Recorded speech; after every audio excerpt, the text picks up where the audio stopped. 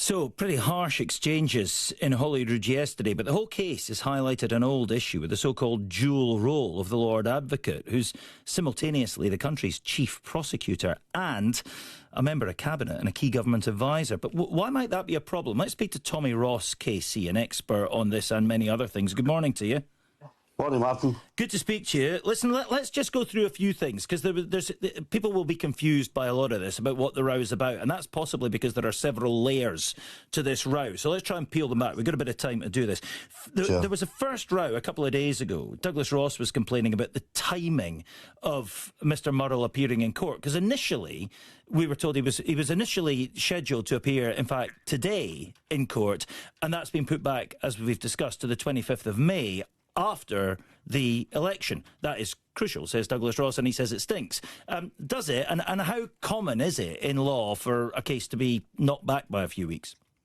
Yeah, it's extremely common. In fact, I would probably say, Martin, that preliminary hearings are more commonly postponed at the first hearing stage than actually go ahead, so there's nothing unusual about it at all. I've also made the point that if there was anything suspicious about it, the prosecution had the option of indicting the case for September, August, June, July, August, which would have been after the election, so it's a strange way to go about it if this was in any way set up, to indict it before the election.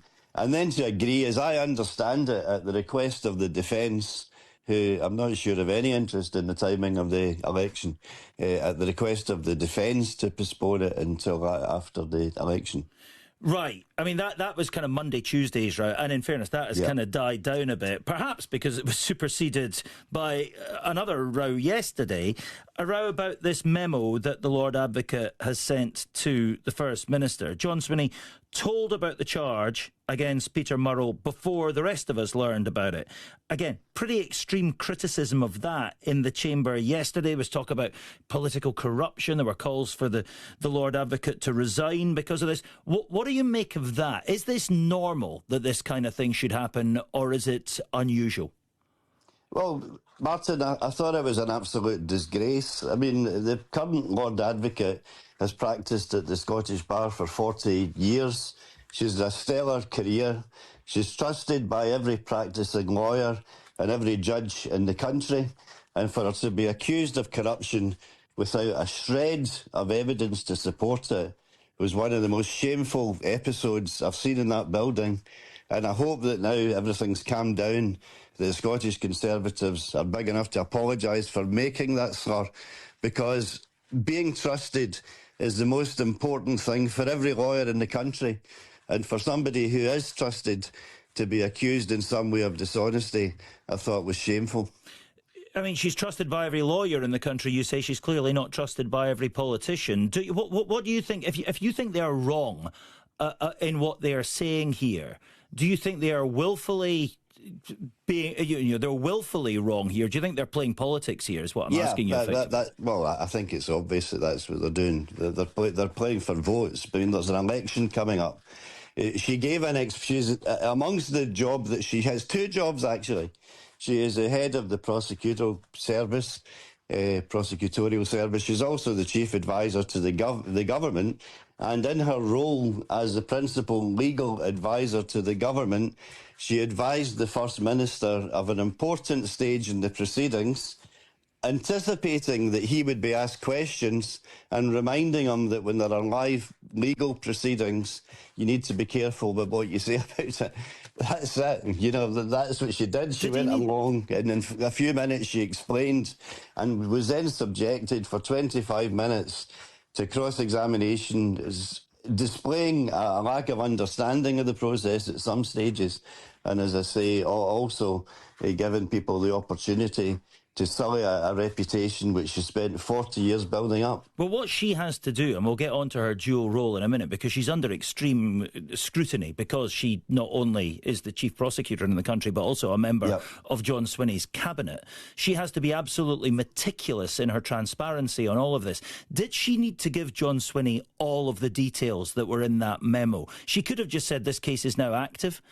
Did she need to give him the figure which the rest of us didn't get until, I think, The Sun published it because they submitted an FOI. I could be wrong in that, but we certainly didn't get it till about a month later. Was that figure necessary in that memo?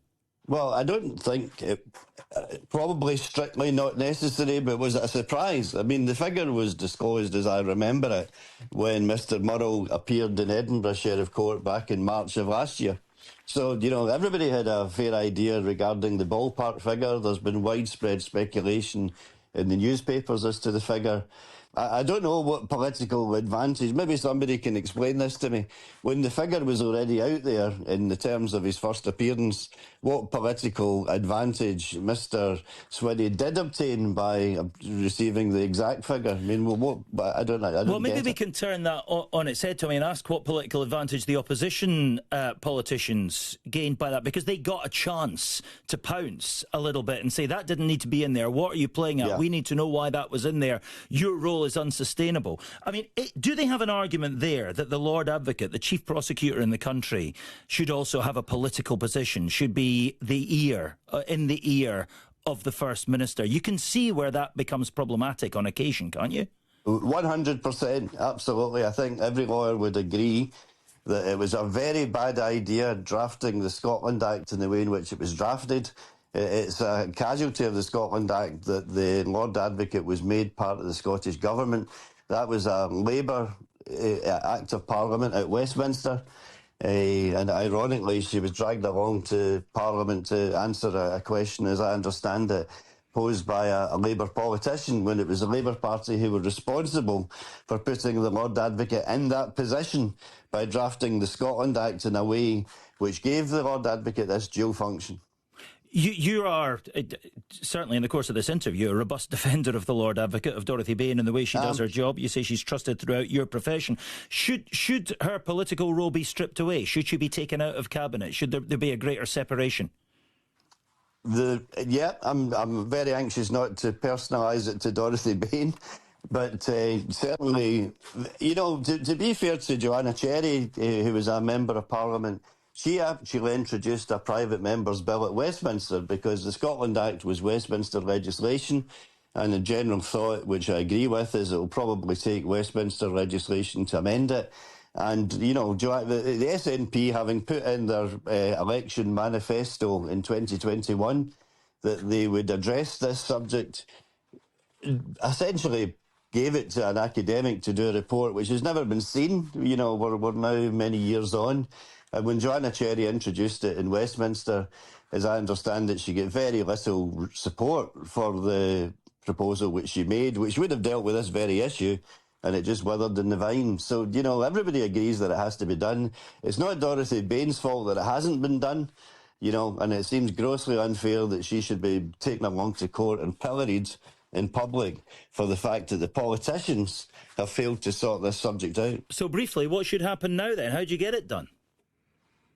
There would have to be legislation, I think there would have to be legislation in Westminster, and, instead of this performative rubbish that we saw in Holyrood yesterday, why don't they get serious about it and get round the table and sort it out?